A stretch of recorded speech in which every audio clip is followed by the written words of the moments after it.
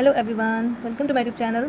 सो ये मेरा JIC mains की प्रिपरेशन चल रही है, इसलिए मैंने इसका आंसर लिख रखा था। तो मैंने कहा चलो ये मैं एक वीडियो बनाती हूँ और मेरे जैसे और लोगों को भी इसकी हेल्प मिलेगी, इससे उनको आइडियाज़ मिलेंगे। बट हाँ, हैंड राइटिंग मेरी बहुत अच्छी नहीं है। So I know I need to improve my hand writing.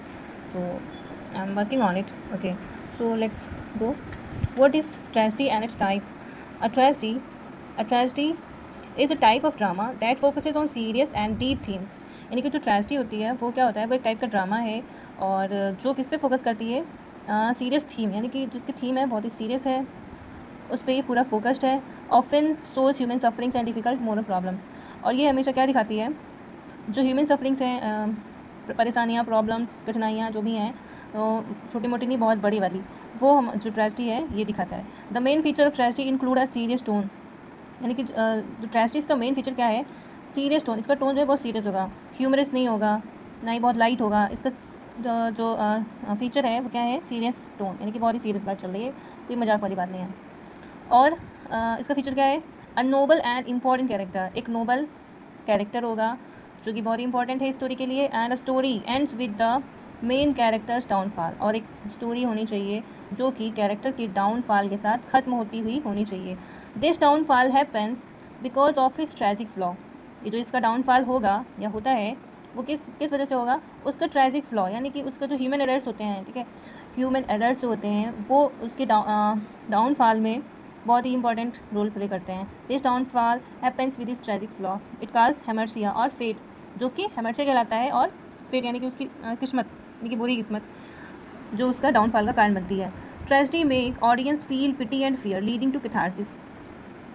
Tragedy क्या है, ट्रेजेडी को पढ़ने के बाद, देखने के बाद, सुनने के बाद लोगों के मन में क्या महसूस होता है, catharsis. Catharsis means empathy.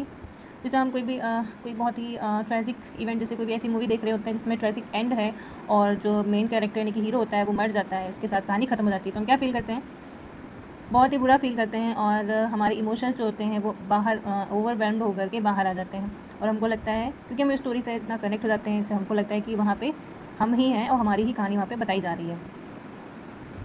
Tragedy make audience pity and fear leading catharsis which make emotion release and cleanser. यानी कि जब कोई स्टोरी है ट्रेजेडी ऐसी तो देखी, तो लोगों के मन में क्या फीलिंग आती है, उसके इमोशंस जो हैं वो सारे बाहर आ जाते हैं और उसका प्योरीफिकेशन, इमोशंस का प्योरीफिकेशन होता है।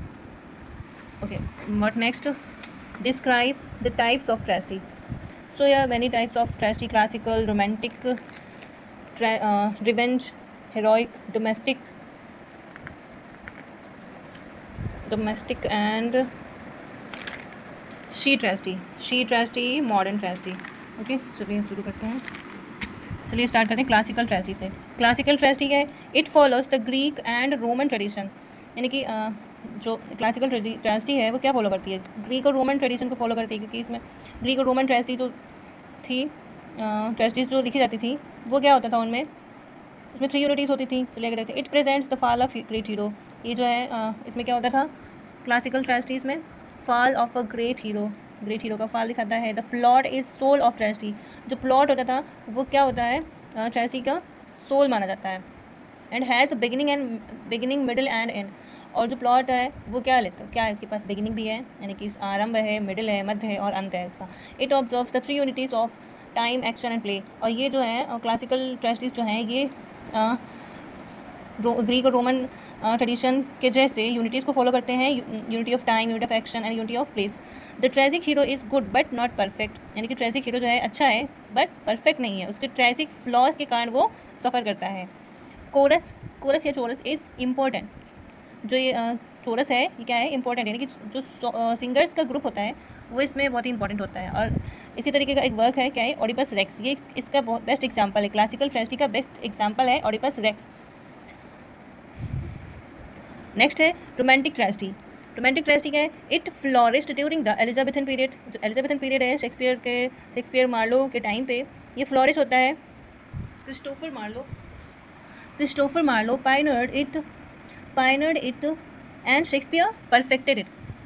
यानी कि क्रिस्टोफर मार्लो ने इसे पायनर यानी कि इस्टेब्लिश किया, फाउंड किया, और शेक्सपियर ने इसको परफेक्ट बनाया। It reject the 3 unities. यानी कि जो क्लासिकल ट्रेजेडी में यूनिटीज़ फॉलो हो रही थी, बट रोमांटिक ट्रेजेडी में जो 3 यूनिटीज़ हैं वो फॉलो नहीं हो रही हैं. So it reject the unities, 3 unities, not all 3 unities, because Shakespeare followed one unity, unity of action. It mixes comic and tragic, यानी कि जो रोमांटिक ट्रेजेडी थी वो उसमें क्या मिक्सर मिलता है, उसमें मिक्सर मिलता है कॉमिक और ट्रेजिक एलिमेंट्स का, और इसमें सब प्लॉट्स होते हैं. क्या होते हैं? Sub plots. It does not employ the chorus, इसमें चौरस औरस नहीं होता है, चोरस की ज़रूरत नहीं है. Hamlet and King Lear are the best example for romantic tragedy. So the third one is revenge tragedy. It revolves around the pursuit and fulfilment of revenge. जो रिवेंज ट्रेजेडी है वो क्या, इसमें क्या होता है? It revolves around the pursuit and fulfilment of revenge. इसमें क्या है, जो मेन कैरेक्टर होगा, एक हीरो होगा, वो क्या करेगा, बदला लेने के लिए आगे बढ़ता है, और बदला लेने पर ही उसकी कहानी यानी कि उसकी ट्रेजेडी बेस्ड होती है और उसी के इर्द गिर्द कहानी घूमती है. It deals with the theme of tragedy, revenge. इसकी थीम ही है रिवेंज, कि मतलब एक हीरो होगा, उसके साथ कुछ बहुत ही दुखद घटना हुई होगी और वो अपने एनिमीज से बदला लेगा. बस यही इसका थीम है.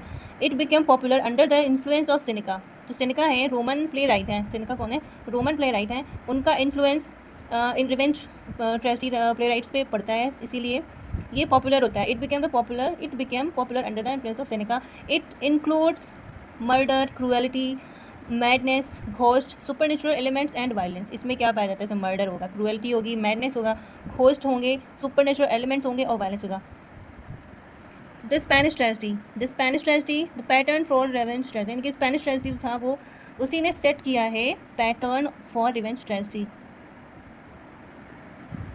The White Devil and the Duchess of Malfi is the the White Devil and the Duchess of Malfi are the best example of revenge tragedy written by Webster. Okay, what is next? Next is heroic tragedy. Heroic tragedy क्या है? It developed during the Restoration period. ये Restoration period में developed हुआ है. It was influenced by French classical drama. ये किससे influence था? ये फ्रेंच क्लासिकल ड्रामा से इन्फ्लुएंस था. Its themes are love, honour and duty. The hero is brave and noble and must choose between love and duty. Its style is grand and exaggerated. यानी कि इसकी style कैसी है? इसकी style है एक ग्रैंड है और एग्जिजरेट है, बढ़ा चढ़ा के बहुत सारा बताना. All for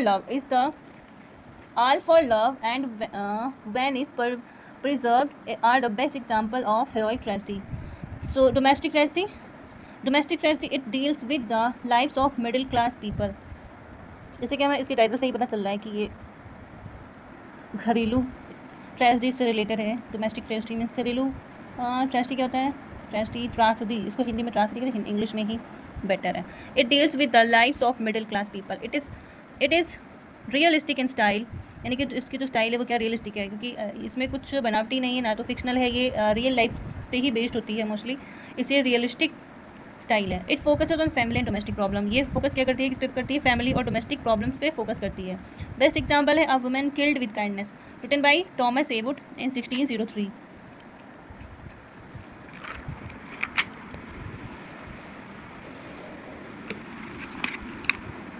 Okay, the next is street tragedy, sentimental tragedy. It emerged as a reaction against heroic tragedy. ये उभर कर आता है किसके अगेंस्ट? हेरोइक ट्रेजेडी के अगेंस्ट. सेंटिमेंटल जो ट्रेजेडी है वो इमर्ज होकर के आती है. The central character is usually a women. इसका सेंट्रल कैरेक्टर क्या होता है? यूजुअली अ वुमेन होती है, एक वुमेन सेंट्रल कैरेक्टर है इसका. It emphasises emotions, sufferings and sentiments. ये किस पे जोड़ देती है? इमोशंस पे, सफरिंग्स पे और सेंटिमेंट्स पे. यानी कि वुमेन के ही सारी ये इमोशंस और सफरिंग्स और सेंटिमेंट्स पे एम्फेसाइज है. The fair penitent is the best example for sentimental tragedy.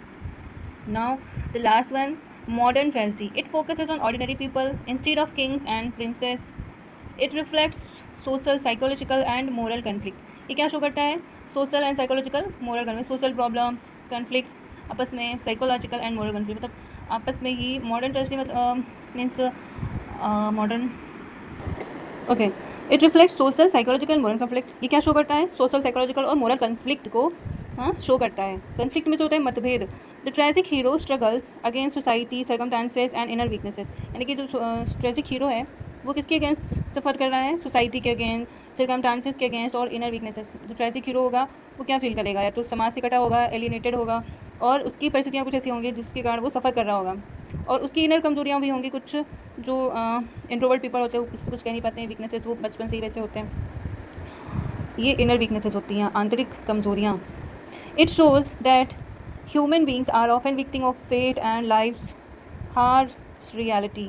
यानी कि ये क्या शो करता है, ह्यूमन बींग्स की जो कमज़ोरियाँ हैं, परेशानियाँ हैं, और कुछ किस्मत के मारे, यानी कि किस्मत और लाइफ की जो हार्श रियलिटी है उसको शो करता है। यानी कि हम इन सब चीज़ों से बच नहीं सकते, जो हमारे फेट या नसीब में, किस्मत में जो लिखा है वो होता है। हम कितना भी कोशिश कर लें कुछ अच्छा करने की, पर वो हमारे साथ नहीं होता है। कभी कभी हमें रिजल्ट्स नहीं मिलते हैं instead of working very hard.